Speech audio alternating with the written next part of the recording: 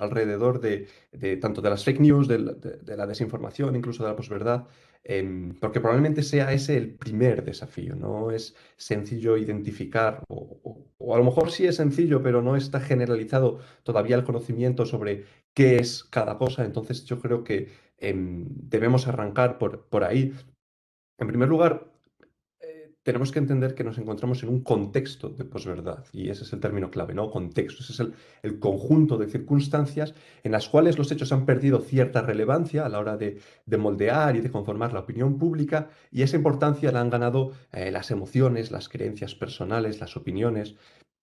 Esto en sí mismo no tiene por qué ser negativo. En realidad nos encontramos en esa modernidad líquida de la que hablaba Bauman y que tiene mucha relación, ¿vale? Esto, como digo, en sí mismo no tiene por qué ser algo malo, tampoco es necesariamente bueno. Pero el problema es que aquí, dentro de este contexto, es ideal para que florezcan ciertas iniciativas, como pueden ser esos desórdenes informativos, esa desinformación, esas noticias falsas, que estas ya sí son negativas, sí que son un problema en sí mismo. Por lo tanto, tenemos que tener en cuenta el contexto en el que nos encontramos para intentar abordar estos otros problemas. Antes de llegar a la desinformación, creo que tenemos que hacer mención a ese término popularizado sobre todo en ese texto ya canónico de Wordle y de Rashan, de los desórdenes informativos. Tenemos que hablar de tres principalmente. Perdón, evidentemente el que más nos preocupa es el de la desinformación, pero tenemos que contextualizar, además, esa imagen que está sacada precisamente de ese texto de Wordle y de Rashan es muy clara, ¿no? Tenemos por un lado la misinformation, o esa información errónea, que es, bueno, pues esos errores que se producen muchas veces dentro del propio periodismo, la información que sin intencionalidad puede ser errónea, puede llegar a ser falsa, ¿no? Un error. Este fenómeno es complejo y problemático por el hecho de que, primero, puede tener mucha propagación, ¿no? Si viene de un medio en el que confiamos, un medio con una gran audiencia, puede dar lugar a que esa información errónea llegue a muchas personas. Y aunque no tenga intencionalidad, de hacer daño, sí que puede, como digo, resultar confuso y problemático, porque a menudo además está derivado de la propia dejadez de funciones, tal vez de los periodistas, de los medios. Por lo tanto, como digo, es un problema. Tenemos por el otro lado la malinformation, o lo que sería algo así como la manipulación, ¿no? Esa información que sí es real, pero que utilizada de una forma determinada, de una forma intencionalmente dañina, sí que puede ser perjudicial. Aquí encontraremos el propio discurso de odio del que eh, trabajamos mucho desde el Observatorio de los Contenidos Audiovisuales, y bueno, otra serie de contenidos que simplemente sacados de contexto, publicados o difundidos en un determinado momento o de una, perdón, o de una determinada forma, pueden eso, resultar dañinos, aunque en sí mismos no sean falsos. Y luego tenemos la desinformación, que sería, digamos, una mezcla de ambos. Tiene lo malo de ambos, ¿no? Tiene por un lado el hecho de que es falsa y por otro lado el hecho de que es intencionalmente dañina. Es por lo tanto el fenómeno más problemático de estos tres, y es el fenómeno en el que encuentran su anclaje las noticias falsas.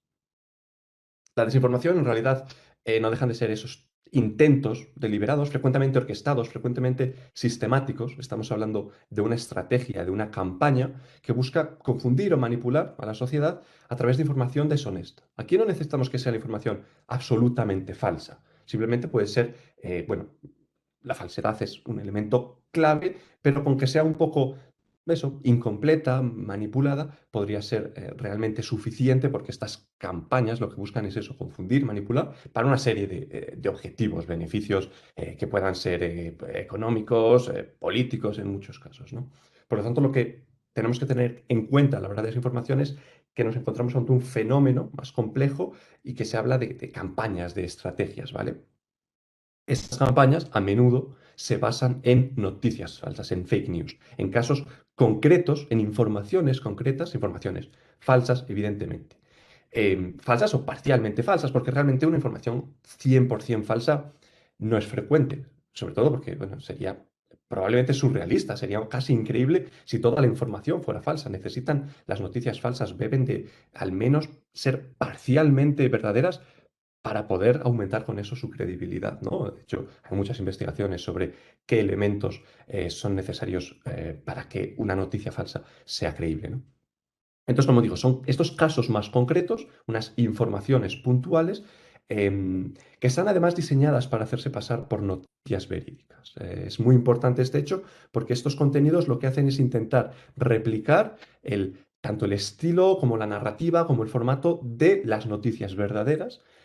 Claro, con la intención, una intención clara de confundir, de decir, pues esto parece verdad porque sigue ese mismo modelo.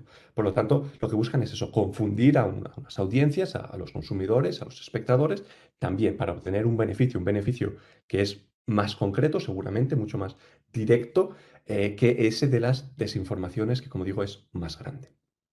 ¿Qué ocurre con el término de las fake news?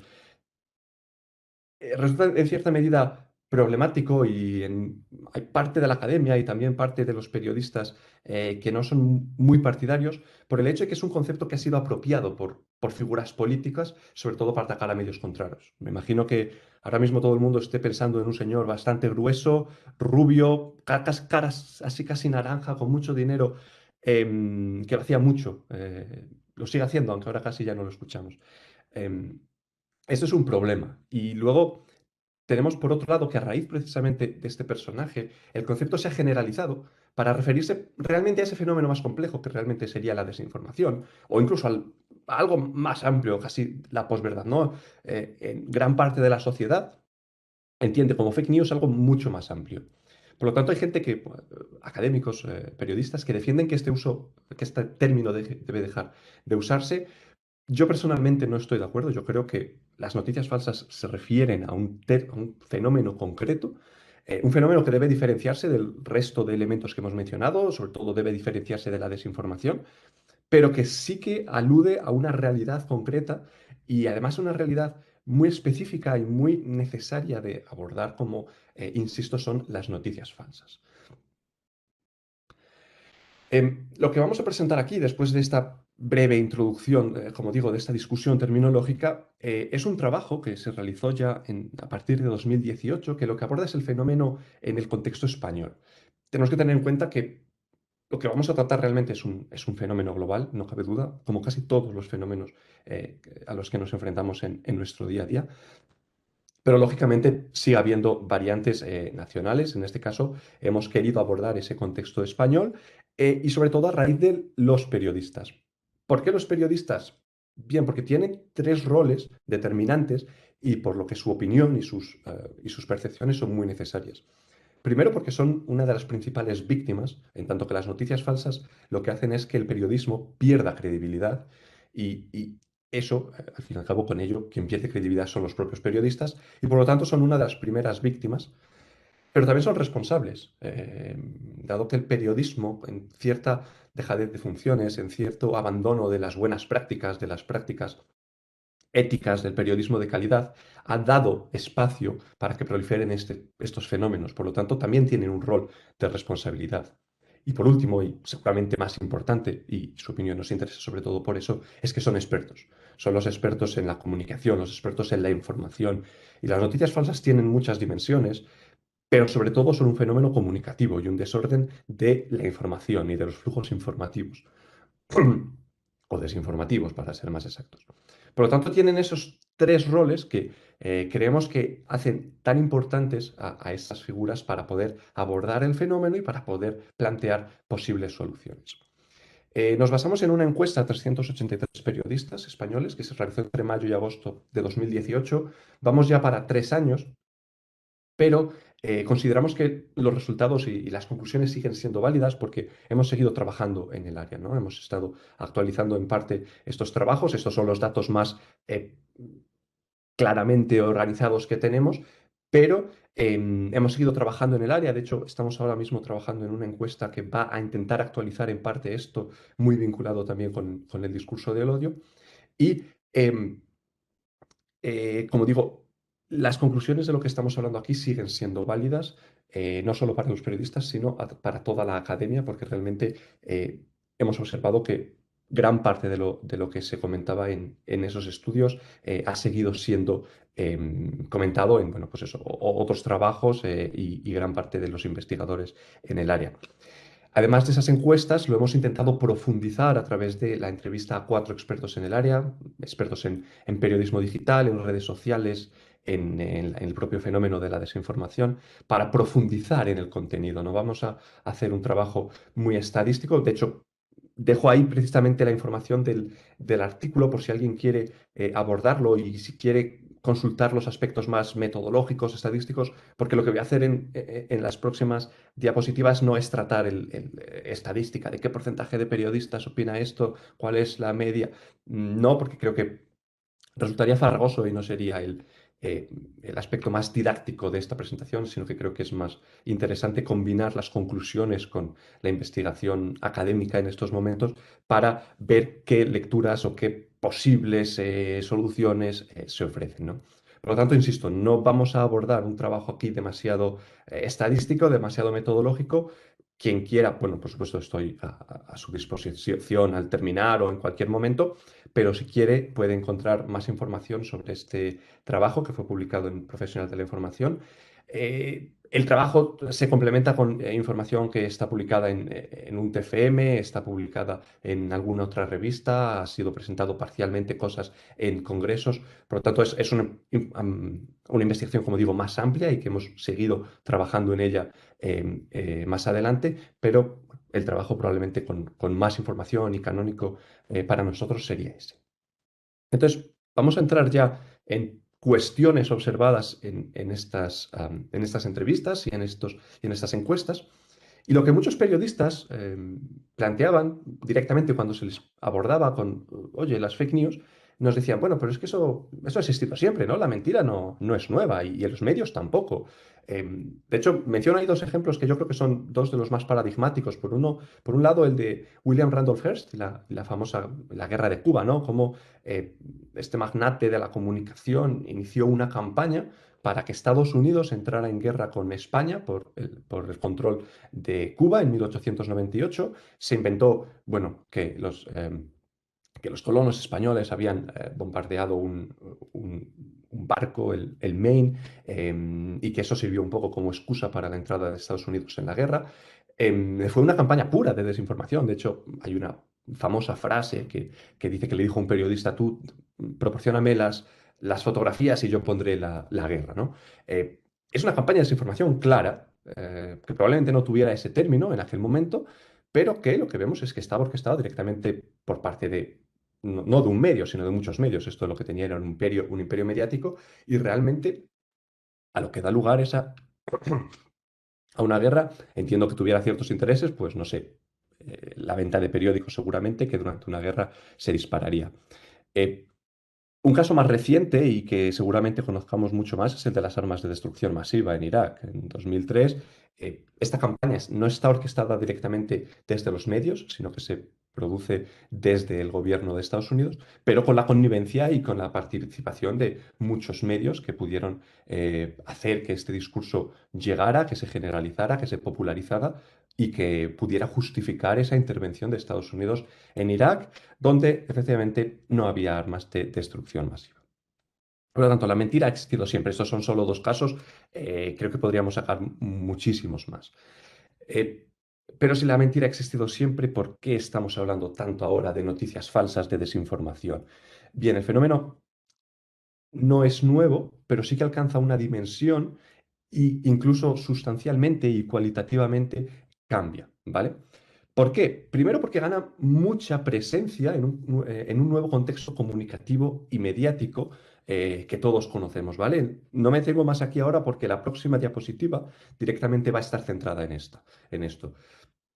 El término además se populariza a partir de 2016 y deja de ser una cuestión académica. Deja de ser un elemento del que se discuta en ciertos contextos académicos, periodísticos, que de vez en cuando los medios serios tal vez planteaban este problema. A partir de entonces pasa a ser Vox Populi y cualquier ciudadano sabía que había un problema de fake news. La posverdad fue término del año, me parece, en 2016 para el diccionario Collins. En el 2017 fake news lo fue para el diccionario Oxford.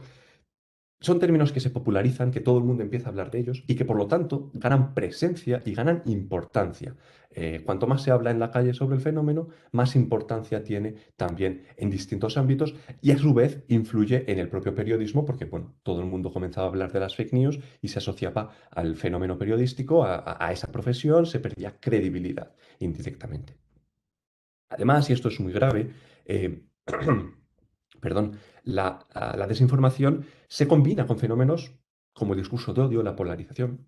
Al fin y al cabo, si la mentira estuviera ahí y no tuviera mayor trascendencia, pues bueno, sería un problema mucho más limitado, ¿no? Mienten, bueno, pues que mienten, nos da igual. El problema es si esa mentira sirve para dar lugar a fenómenos, como digo, mucho más dañinos, como puede ser quizás eso, el discurso de odio, ¿no? Lo estamos viendo estos días en Ceuta, cómo se utiliza la mentira, la desinformación para atacar a unos grupos muy vulnerables. Lo hemos visto también de una manera súper dramática en Myanmar, por ejemplo, como campañas de desinformación orquestadas a través de Facebook para fomentar el discurso de odio y lo que al fin y al cabo se ha convertido, si no en un genocidio, en algo muy parecido contra las minorías, la minoría rohingya, ¿no?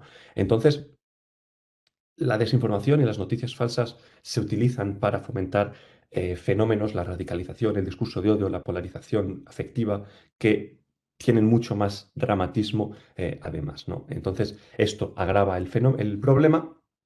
La gravedad, además, para el propio periodismo se dispara, por eso que acabo de comentar, ¿no? Porque se pierde credibilidad, dado que es un término, es un fenómeno que está presente en toda la sociedad pública, la opinión pública está constantemente hablando de esto, por lo tanto, en tanto que información y noticias, aunque no merezcan realmente casi el término, se asocian con el periodismo y el periodismo a su vez pierde credibilidad. Pero la amenaza no es solo para los periodistas, que al fin y al cabo es un grupo relativamente reducido. La amenaza es real para las propias democracias, ¿no? Esto lo hemos visto porque ha influido en elecciones. La del 2016 en Estados Unidos con Donald Trump es uno de los casos más estudiados. La intervención rusa aquí está prácticamente demostrada. Si fue suficientemente influyente para decantar las elecciones hacia Trump o hacer que perdiera Clinton, bueno, pues aquí todavía hay discusiones. Donde sí parece también muy comprobado el efecto de la desinformación fue, por ejemplo, en la campaña del Brexit, también en 2016, en el que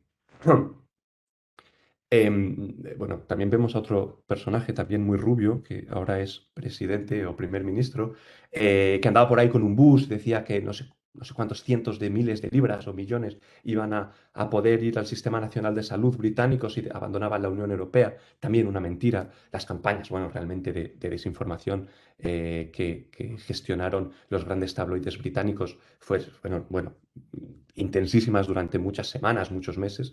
Por lo tanto, también aquí el efecto es claro. Se han observado intentos de manipulación de elecciones en Francia, en Brasil a través de WhatsApp, por ejemplo, en 2018 fue muy relevante.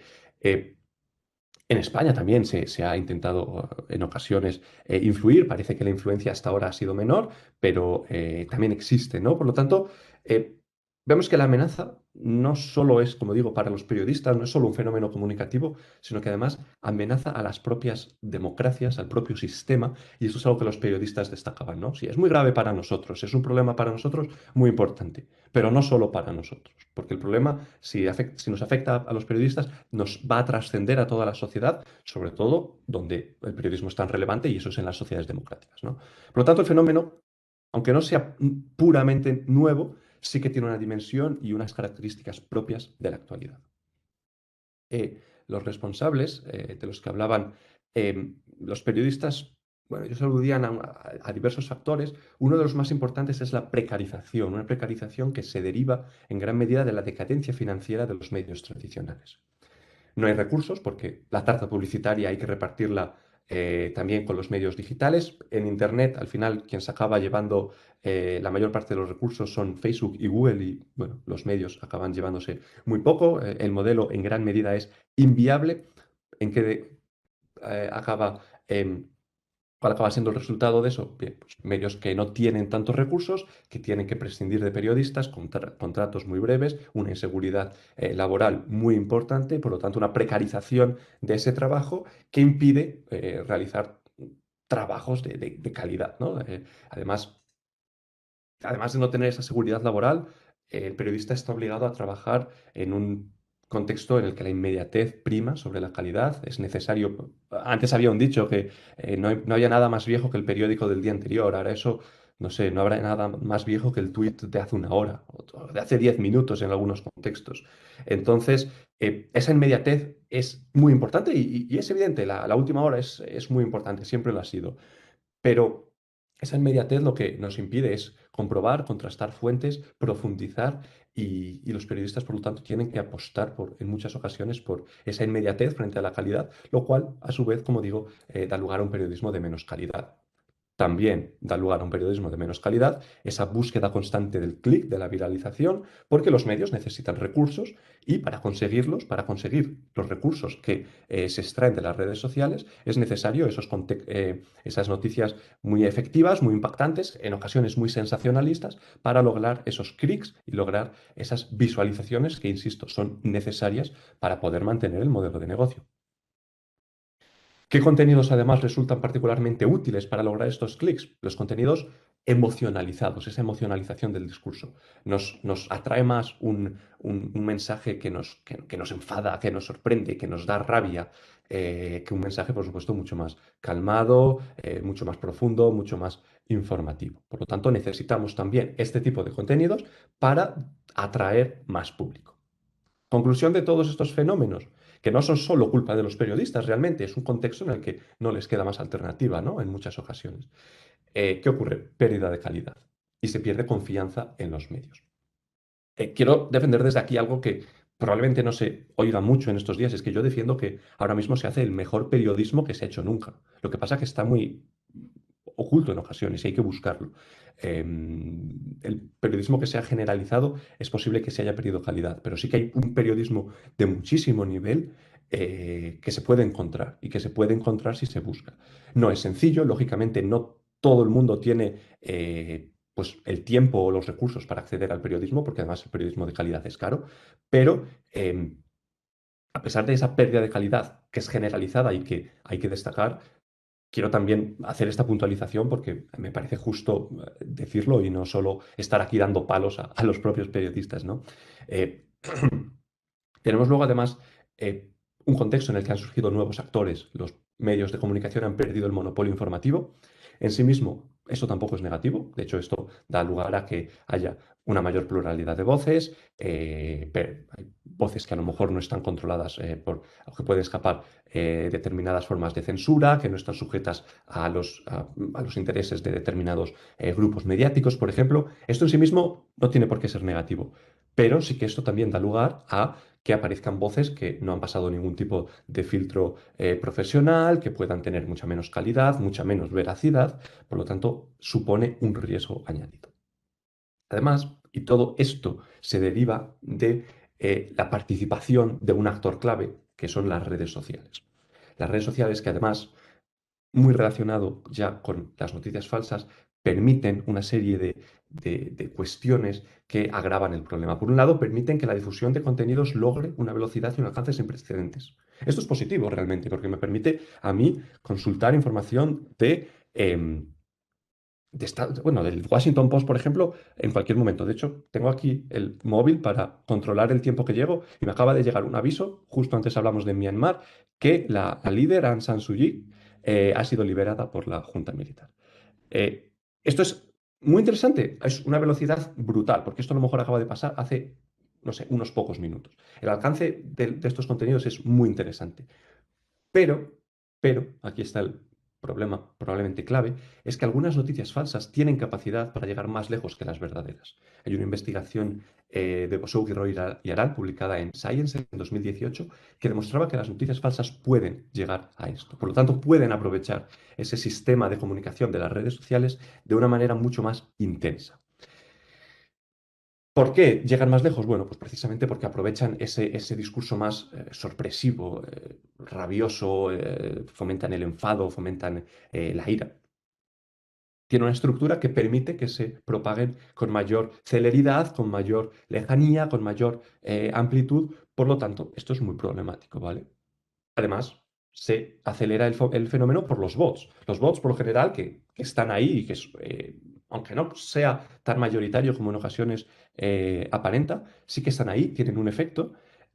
Y normalmente los bots no se utilizan para difundir una información de calidad. No, no están ahí para, bueno, vamos a lanzar una campaña de bots para educar a la sociedad. No.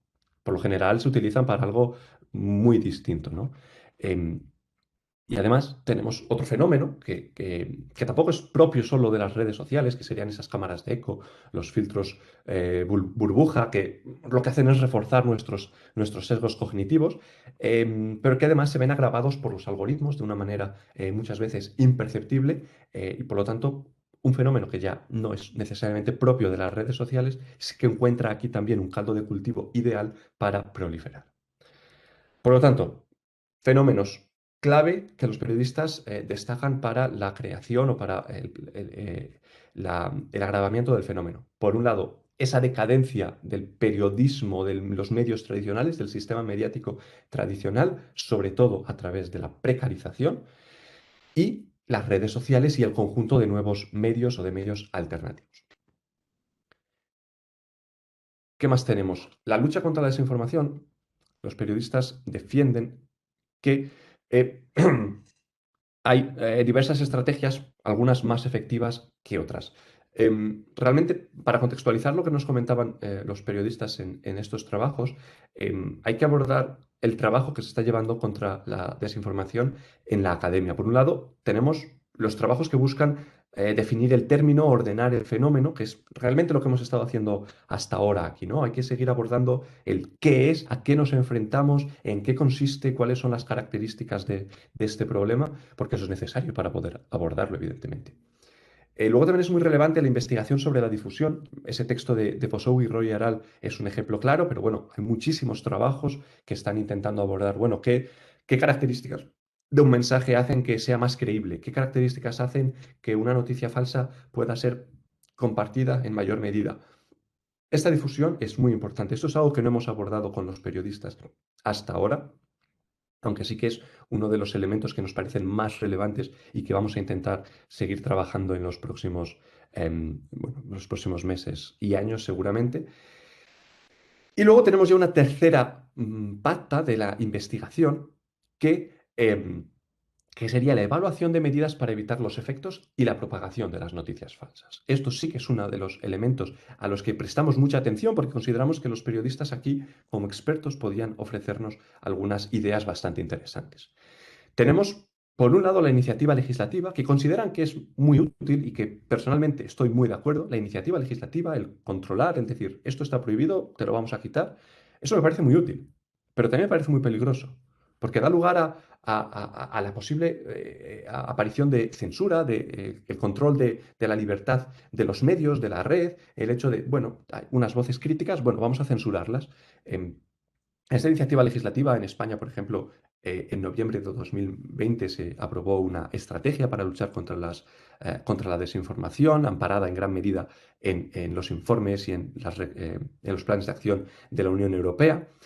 En Alemania, por ejemplo, yo creo que es uno de los países de referencia en esta materia, no solo con la desinformación, sino con los contenidos en general peligrosos en Internet, incluyendo el discurso de odio.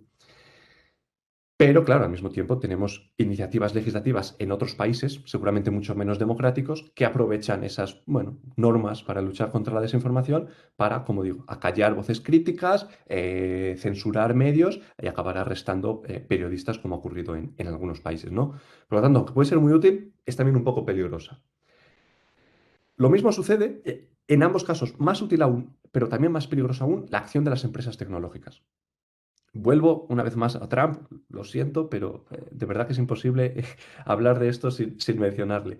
Eh, Cuando vimos que Twitter, Facebook, realmente casi todos los grandes, las grandes redes sociales bloquearon o cancelaron sus cuentas en enero de este año a raíz del asalto al Capitolio, vemos que la efectividad de esas medidas es muy elevada. No solo se han censurado las cuentas de Trump, no solo se han retirado sus contenidos, esto ha sucedido con muchísimas otras cuentas, sucede sobre todo, de hecho, en contextos electorales. Claro, tiene mucha menos visibilidad, pero los resultados siguen estando ahí y es efectivo, efectivamente. ¿Qué ocurre? Que estamos poniendo en manos de unas pocas empresas la libertad de expresión y un canal que es esencial ahora mismo también para los discursos políticos en democracia, ¿no?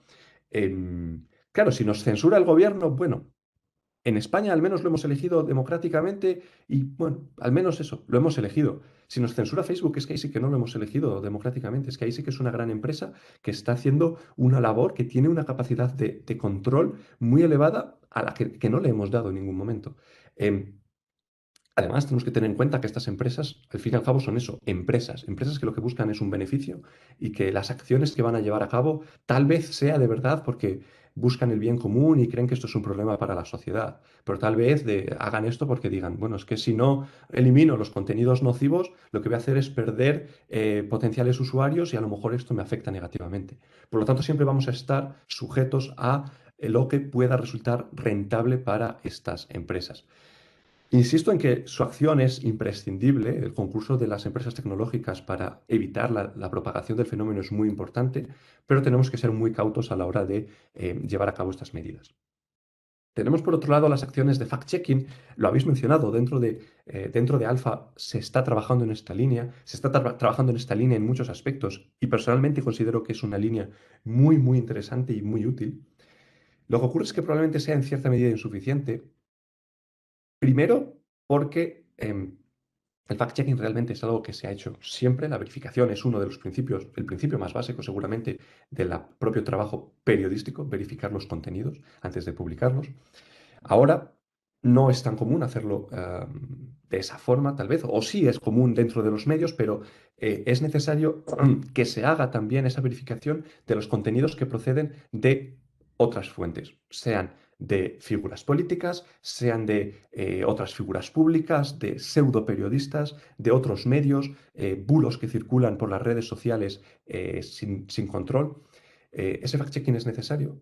Lo que ocurre es que es insuficiente, primero porque los desmentidos es muy difícil que lleguen al mismo volumen de gente que las mentiras. Y, a su vez, hay ciertas líneas de investigación que dicen que dar, que hacer un desmentido de un bulo o de una noticia falsa lo que hace es darle mayor visibilidad. No creo que esto sea el caso, yo personalmente no lo defiendo así, pero sí que hay una línea de investigación relativamente fuerte en este sentido y que por lo tanto tenemos que tener en cuenta. Entonces el fact-checking, extremadamente útil, pero seguramente siga siendo insuficiente. Y lo mismo sucede el periodismo, un periodismo de calidad, un periodismo ético, claramente centrado en la veracidad, en el respeto a las fuentes, etcétera, es esencial, pero también es insuficiente, porque como digo, en gran medida esto ya lo tenemos. Lo que pasa es que el periodismo de calidad o no queremos o no podemos permitírnoslo y no todo el mundo tiene interés en seguir consumiendo ese periodismo, ¿no? Por lo tanto, esto, aunque también creo que es muy útil, es insuficiente. Entonces tenemos diferentes iniciativas, dos muy útiles pero peligrosas y dos muy interesantes pero tal vez insuficientes. ¿Qué ocurre? Y también, ¿qué defendían los periodistas como elemento clave para luchar contra la desinformación? La alfabetización mediática. Y aquí estamos, de hecho, aquí estamos en este congreso, en este seminario, en estas jornadas, en este proyecto, insisto, una vez más, tan útil que estáis realizando desde Alfa y que es tan necesario, porque la alfabetización mediática es súper interesante sobre todo porque asume una derrota. Creo que eso es lo más importante. Asume una derrota defendiendo que los contenidos van a estar ahí. Por mucho que intentemos controlar la propagación a través del resto de medios, los contenidos van a estar ahí. Y frenarlos todos es imposible y eso creo que lo tenemos que asumir desde ya. La desinformación va a seguir estando ahí, igual que los contenidos violentos, igual que el discurso de odio, igual que tantos otros mensajes dañinos que van a seguir estando ahí porque controlar esos mensajes es ponerle puertas al campo. Es, perdón, imposible controlarlos. Lo que sí podemos controlar en cierta medida es la educación de los consumidores, de los ciudadanos, una aproximación crítica a esos contenidos, de manera que cuando los perciban no sean tan importantes. Em, Me da un poco de vergüenza, y lo hice esta semana hablando de noticias falsas en clase, pero voy a citar a un capítulo de Los Simpson en el que las vallas publicitarias, los gigantes de la publicidad cobraban vida. Y la única forma de evitar que siguieran destruyendo era no mirarles. Si dejabas de mirarlos, morían. Con las noticias falsas y con la mayor parte de discursos problemáticos en Internet sucede lo mismo. Los monstruos van a seguir ahí, pero si no les hacemos caso, si tenemos una conciencia crítica cuando nos aproximemos a ellos y somos capaces de, esto es mentira, bueno, pues lo ignoro o lo denuncio, o esto es odio, bueno, pues lo ignoro también. Si somos capaces de hacer eso, si somos capaces de realizar ese proceso de filtrado, tenemos mucho ganado, ¿vale? Por lo tanto, tan importante es esta iniciativa que estáis llevando a cabo y eso es algo que también los periodistas destacaban como la medida más efectiva. Con eso voy a terminar con algunas conclusiones. Vuelvo a mover esta pantalla que no sé cómo se quita. Perdón. Ya estoy terminando con esto, como veis. Es realmente un pequeñísimo resumen, ¿no? Por un lado, la gravedad de la desinformación para los periodistas. Esto es un problema periodístico de primer orden. Pero no solo es un problema periodístico. Ojalá fuera solo un problema periodístico. Esto es un problema que nos afecta a todos, a toda la sociedad, sobre todo en una sociedad democrática. Por lo tanto, esto es algo que hay que abordar no solo desde el periodismo, no solo desde la academia, no solo desde ciertas esferas, sino entre toda la sociedad. ¿Cuáles son las causas que nos han llevado hasta aquí? Bien, dos principalmente. Esa precariedad, que es una de las principales consecuencias económicas del actual paradigma mediático y que no solo afecta negativamente a la proliferación de desinformación. El problema es mucho, la precariedad tiene otras consecuencias también muy graves en el periodismo y que indirectamente acaban una vez más influyendo en esa falta de credibilidad, en esa aparición de noticias falsas. No es el único problema, como digo, pero sí que es uno de los más acentuados dentro del periodismo, porque de hecho pocos sectores como este te sufren tanto de la precariedad. Y luego, por supuesto, el rol de las redes sociales, también de otras formas de comunicación alternativas, por llamarlas de alguna forma, ¿no? Pero sí, insisto, sobre todo las redes sociales, porque es la plataforma, es el escenario en el que estos contenidos pueden proliferar y, bueno, tienen un potencial inmenso, como tantas otras herramientas que nos ofrece Internet. Las redes sociales bueno, tienen una riqueza y un potencial increíble. Y si lo explotamos bien, pueden ser un arma maravillosa para el propio periodismo también. Pero a menudo, si nos aproximamos a ellas de manera muy laxa, muy, bueno, lo que sea, lo que me den de una manera pasiva, el riesgo es muy elevado. Por eso, precisamente, es tan importante esa alfabetización mediática que juega un papel clave y que además es una solución que genera mucho acuerdo porque no tiene ningún tipo de contrapartida. En el peor caso no aprendemos, pero en el peor caso si legislamos puede ser que acabemos dando lugar a censura o lo mismo si actúan los grandes medios, ¿no? Em, la alfabetización mediática no tiene ninguna contrapartida, por lo tanto, también reducimos el riesgo y su utilidad puede ser muy elevada y por lo tanto es tan importante.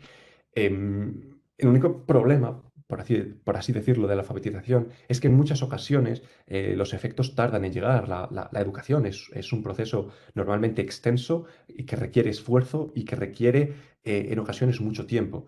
Em, la solicitación mediática, lo mismo. Por lo tanto, tenemos que empezar a trabajar desde ya. Y una vez más, y ya lo he dicho muchas veces, perdón por repetirlo, pero creo que es muy importante el trabajo de grupos, como lo que se está haciendo en Alfa, lo que se está haciendo en estos congresos, lo que hacen también muchos fact-checkers que han desarrollado un canal o un grupo de trabajo en educación. Creo que eso es muy importante, ya se está haciendo, pero hay que seguir trabajando en esto para que pueda dar resultados y, como digo, dejemos de mirar a los monstruos y sepamos aproximarnos a estos desórdenes informativos de una manera crítica. Eso es, creo, lo más importante, así que por mi parte, muchas gracias y nada, encantado, por supuesto, ahora de cualquier comentario, de cualquier discusión y de todo lo que podamos abordar, que al fin y al cabo de esa forma también estaremos aprendiendo y estaremos profundizando en esta lucha contra la desinformación. Muchas gracias David bueno, primero por tus halagos, porque es la primera vez que, bueno, es el primer año que arranca este proyecto y sin ser realmente tan especialistas en la materia como lo puede ser tú. Entonces, bueno, pues siempre escuchar buenas palabras de gente que lo ha estudiado tanto y está tan metido en la materia como tú, pues siempre, bueno, pues motiva mucho. De cara a la participación bueno, y aparte, en cuanto a la presentación, yo creo que has sentado las bases de cuando lo que estamos hablando es de alfabetización mediática, a qué nos referimos, de qué son las noticias falsas, de todos un poco, bueno, pues estos problemas que vemos en el periodismo actual. Y entonces, bueno, ha sido muy interesante verlo, sobre todo en la primera jornada, porque nos van a servir un poco para situarnos durante todo el día. Bueno, durante toda esta jornada, que acabaremos antes de comer, espero. Entonces, bueno, de cara a la participación del público, como somos bastante, actualmente somos 40 participantes, creo que sería más práctico que las preguntas bueno, pues se fueran escribiendo por el chat. Entonces, bueno, pues alguno de los coordinadores, pues te las hacemos, bueno, o filtramos de alguna forma, te las hacemos llegar para que, bueno, demos un poco respuesta a ellas. Yo Muy bien. simplemente, bueno, un poco como una broma, sí que me gustaría plantear si hay alguien, pues bueno, experto en la química, que, bueno, que se plantee si hay realmente algún tipo de relación entre el uso de la camomila y las noticias falsas, ¿no? Porque parece que está muy relacionado, ¿no? Con estos personajes con el pelo tan rubio, ¿no? Entonces, bueno, eso lo lanzo para los químicos en la sala, si hay alguno, para que se lancen. Y nada, esperar vuestras preguntas. Yo, si no, si nadie se anima a romper el hielo, sí que tengo alguna reflexión, pero bueno, sí me gustaría que, para que fuera un poco más dinámico, nosotros ya hemos hablado contigo en otras ocasiones. Entonces, bueno, estas dudas te las podemos preguntar directamente, pero bueno, si la gente quiere participar, pues por esta vía, por la vía del chat, pues estupendamente. Y si no, bueno, pues lo haremos, lanzaré alguna reflexión sobre todo en relación a la alfabetización mediática, ¿no? Que es algo muy interesante. Bien, nos comenta María Monjas, que es profesora de la Universidad de Valladolid, si los periodistas debían ser los encargados de ese proceso de alfabetización. David. Bueno, parcialmente seguro que sí, porque tienen el conocimiento y tienen la plataforma, el altavoz ideal en gran medida. Por lo tanto, de hecho, cuando he mencionado las acciones que están llevando a cabo em, empresas o grupos de fact-checking, Neutral tiene Neutral Educa o Neutral Educación, Maldita.es tiene Maldita Educa. Ujú. em, no son periodistas o no solo periodistas, pero creo que ese trabajo desde los medios, desde sí, los periodistas, desde el propio periodismo, es muy útil. No sé si es solo los periodistas quienes deben llevarlo a cabo, al fin y al cabo son periodistas, no pedagogos, y también sería necesario hacerlo desde muchas otras instancias. La propia universidad, seguro, no sé si incluso la escuela. Creo que de hecho la alfabetización o la alfabetización mediática no solo en el contexto digital, sino ya anteriormente es algo que yo he escuchado reclamarlo desde diferentes instancias desde hace mucho tiempo, ¿no? El educar a los más pequeños, desde edades relativamente jóvenes, para que se aproximen de una manera crítica, formada a los medios. No consumas solo un tipo de periódico, tienes que consultar diferentes. El lenguaje que se utilice en un periódico no es el mismo que en la televisión. Ese tipo de cosas que, bueno, con la edad, por lo general, todos lo vamos, o casi todos lo vamos desarrollando y nos parecen más o menos obvias. em, Eso sí que se ha reclamado, ya, como digo, ya desde hace más tiempo, para fases más tempranas. Por lo tanto, creo que la actuación tiene que ser coordinada. Pero sí, la participación de los periodistas aquí yo considero que es muy útil, sobre todo, como digo, porque tienen la experiencia y porque tienen el altavoz. Vale, ahora bueno, por sintetizar dos preguntas que están un poco relacionadas con lo que has comentado. Una es de Ujú. Virginia Martín, que es otra de las ponentes que tendremos a partir de las 11:30, eh, y Vivian Torres de Mello, que decía, por un lado, Virginia planteaba que si esta formación en la alfabetización mediática, si debe hacerse desde los primeros años de escolarización. Y por otro lado, Vivian planteaba si era necesario incluso pues, una asignatura dentro de la ESO o en la propia universidad. Pues es una pregunta muy interesante. La primera, sí estoy bastante seguro de que introducirlo desde los primeros años tiene potencial, al menos en parte. Porque al final empezamos a consumir medios, creo que ahora muy pronto. Lógicamente, los niños de 3 años a los que les damos una tablet no abren El País, no abren la sección de internacional a ver qué está pasando en Ceuta. Pero sí que están consumiendo medios, sí que están consumiendo em, contenidos de medios de comunicación de una forma u otra y abordarlos de una manera lo más crítica posible, sobre todo en esas edades, creo que es importante. Luego, profundizar en esos aspectos ya desde una perspectiva mucho más, como digo, más centrada en los medios, en la información, en el periodismo. Hacerlo desde la ESO, desde bachillerato, desde la universidad. eh, no sé, yo aquí ya tendría mis dudas de cuál es el momento más adecuado.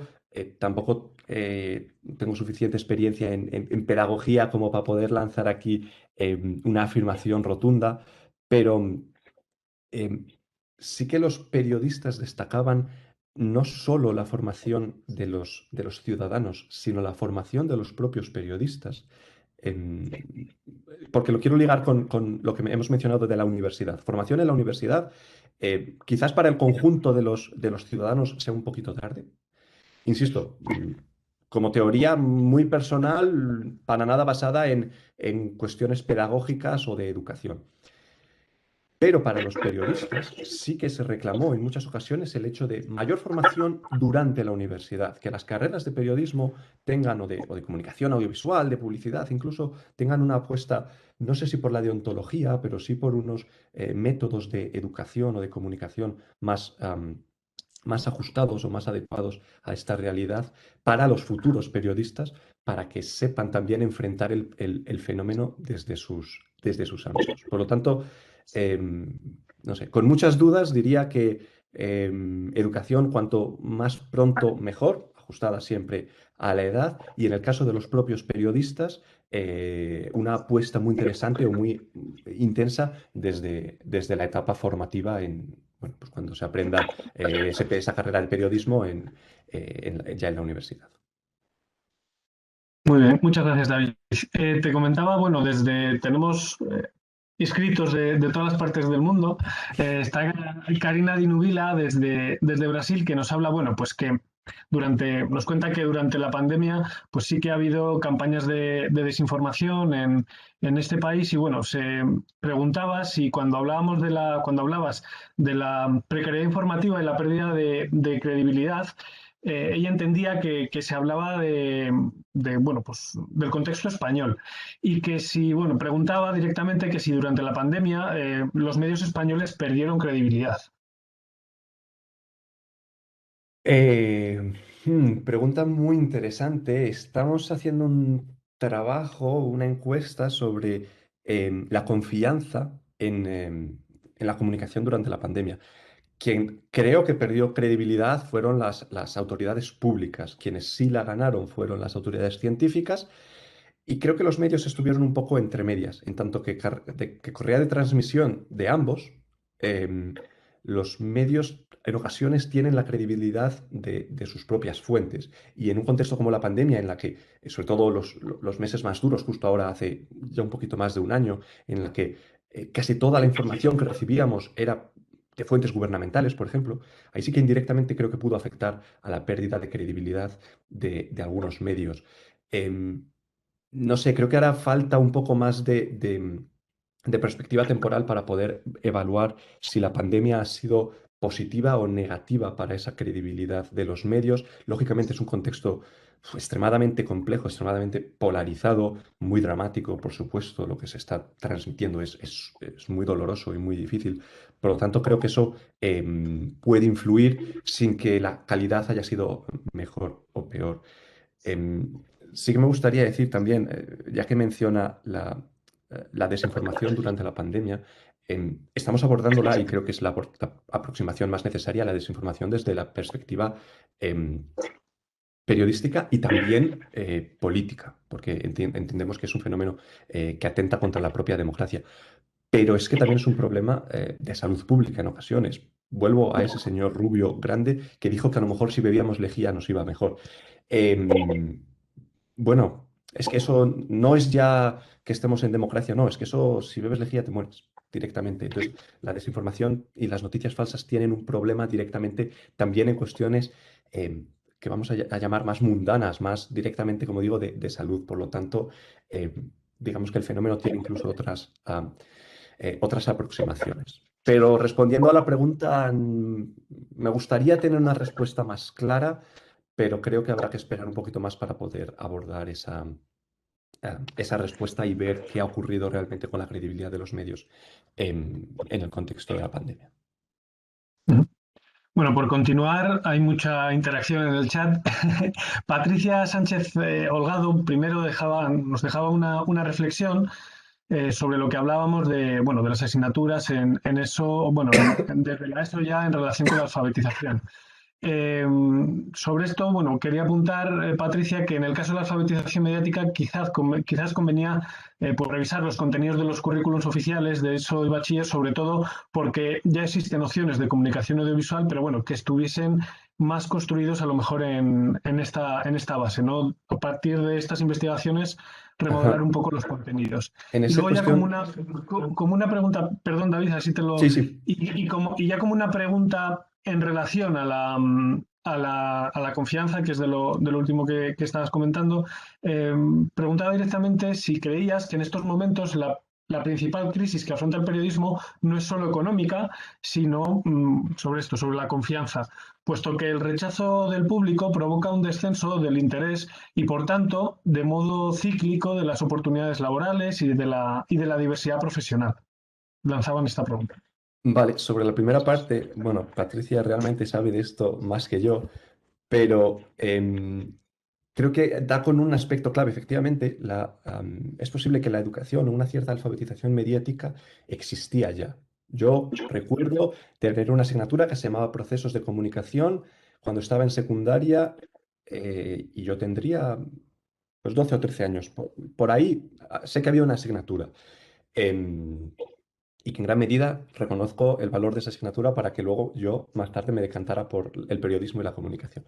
Eso no viene al caso. Pero efectivamente esos contenidos es posible que estén, pero un elemento clave es la actualización.